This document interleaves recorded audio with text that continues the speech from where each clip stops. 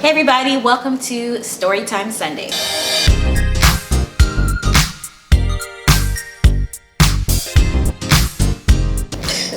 Retake. Why? Take two.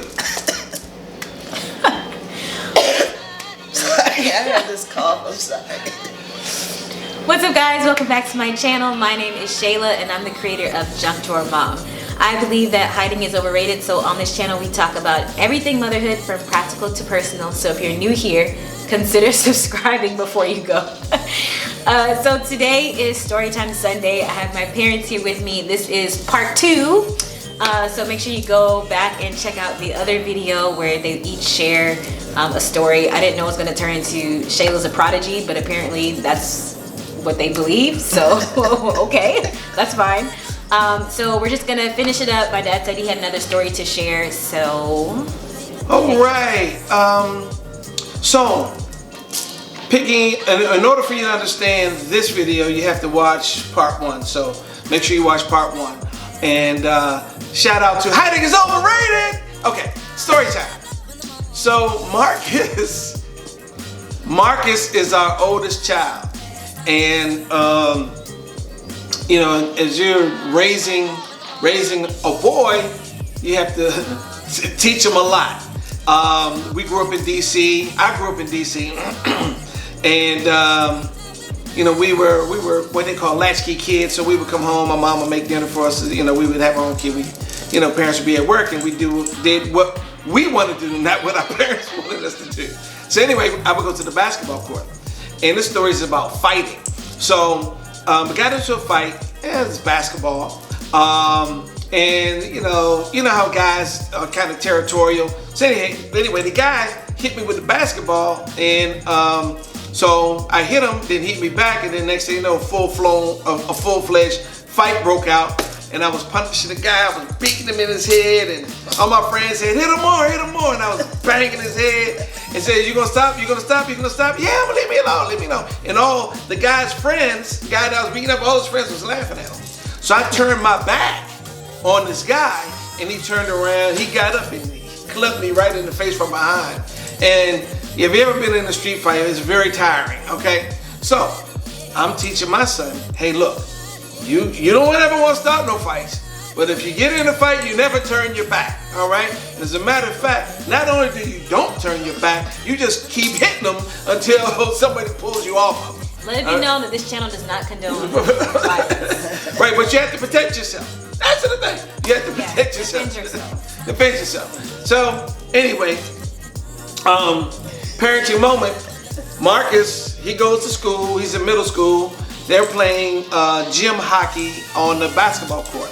Some guy, this is not recess, but it was gym. So some guy says, well, somebody scores a goal. Marcus says, yeah, that's a goal. And then some guy says, no, it wasn't. Then Marcus says, yes, it was. And so then the guy says, say it again, and I'm gonna bust you in your face, right? And Marcus says, it was a goal, and the guy hit him. So then Marcus lost it. He just started beating him, and he wouldn't stop hitting him, right? And I know this because this is what was told to me, so I'll make it clear in a second. So Marcus just wouldn't stop hitting the guy. The gym teacher comes over and tries to pull Marcus off the guy, and Marcus starts beating up the gym teacher. Hence, the gym teacher told me what happened, right? That Marcus started beating him up. So, this part 2 of it is, of the story is they wanted to suspend Marcus, okay, because they have zero tolerance for fighting. And I never believed in zero tolerance for fighting when you are defending yourself. So throughout the whole time, it was if something is fishy or if it smells like fish, you can't, you know, they said if it walks like a duck, talks like a duck, it's a duck. If it looks fishy, it was smelling fishy. So I didn't like the stories that they were telling me.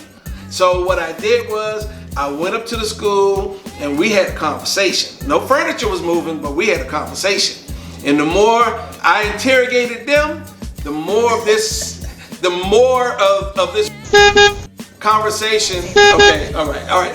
The more things that was exposed that I found out about the kid that was hitting Marcus. Come to find out that this kid he was expelled from 3 other schools, and he was on some type of medicine that I think it was ADHD medicine, and some other medicine for his mental health.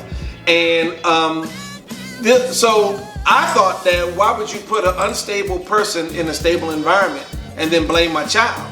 So we got that straightened out. So he was suspended the next day because that was the day that I went to the school. Then come to find out, when I found out all these things, he was at school the next day. So by the school close of business, school business of the day that my son was suspended, I found out all the smoking gun. I found the fish and all the fishy smell and everything, and we got it all cleared up. So that's my second story. Now, I do have a third story. I didn't eat up all the time, so she didn't have, but wanted to have another story. So Shayla was in elementary school, and so yeah, she was a child prodigy. We'll go back to the first video and see the child prodigy. She was a network administrator for her school. In elementary school. She was responsible for booting up the computers, making sure that they were turned off, and make sure that that all the computers were signed on. Yeah, it was. I know, I was there. I took them to school and picked them up. Okay, so we had a zero tolerance for any type of horror stuff. Okay, so Shayla, I pick her up, and she's in the back of the car. It was just like 2:30, 2:45. She's in the back of the car. Look, Daddy, I have Pokemon cards. I go, Skrrr! You remember this? Yes. No, I remember you not letting us play with Pokemon. Right, so I took the cards. I said, you know what these are like tarot cards, right? This is what I think about Pokemon cards. But I had the cards, and I said, see, I rolled down the window, and I threw them out the window. I said, we don't touch that. And Shayla's in the back like this. But, you know, you never played with Pokemon cards over that. We didn't allow them. Did you play Pokemon cards after that? Ned said, no, she didn't. No, she didn't. So, anyway, that's my story. Now, I have like 6, 7 other stories. So wait, no, hold on. Let's go back to, so you littered? Yes. You yelled at your kids with no explanation. And what else?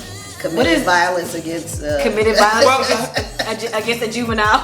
But let me, it just wasn't some random act. I didn't go into the explanation of the reason why, because I don't want to get into what our spiritual beliefs are right now, because this channel is not about that. But our spiritual beliefs, we didn't believe in tarot cards or Pokemon cards or things like that. Or what's the other one? The Harry Potter.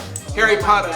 Yeah, Harry Potter. Yeah, so as you can see, Mr. Roberts, we are actually very, very protective of our children just in having them grow up. We wanted to make sure that they were protected, and this story is a kind of funny one.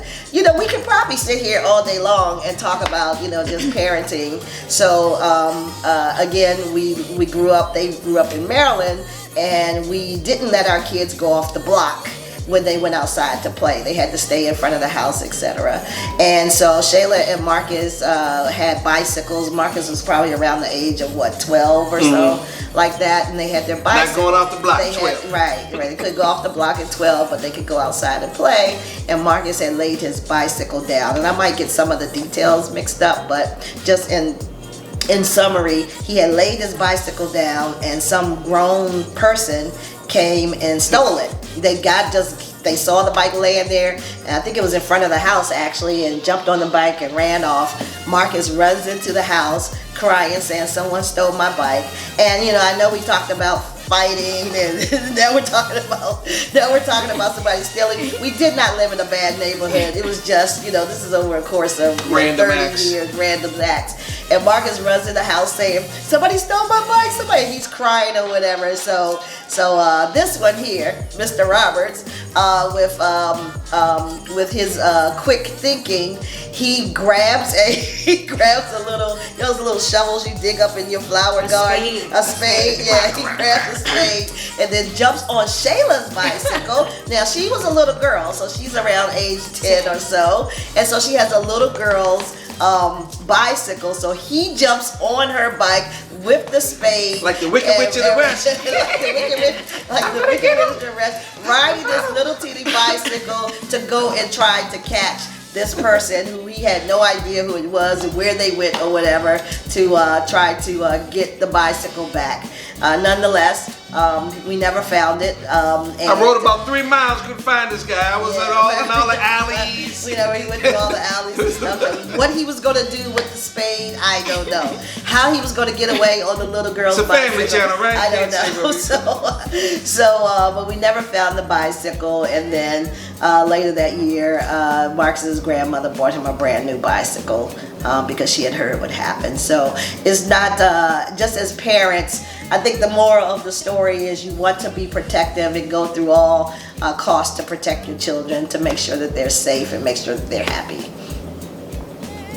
Yes. You see what I've been living with? Mainly this one. Voice of wisdom. Excitement. Other voices. Excitement and adventure. Well, that's all I have for you guys today. If you like this video, give it a thumbs up. You can also leave us a comment below. And guess what? Which story you liked better. Yes. Guess what? What? Hiding is overrated! Yes, don't forget hiding is overrated. Thank you so much for watching. I'll see you next time. Bye. Bye.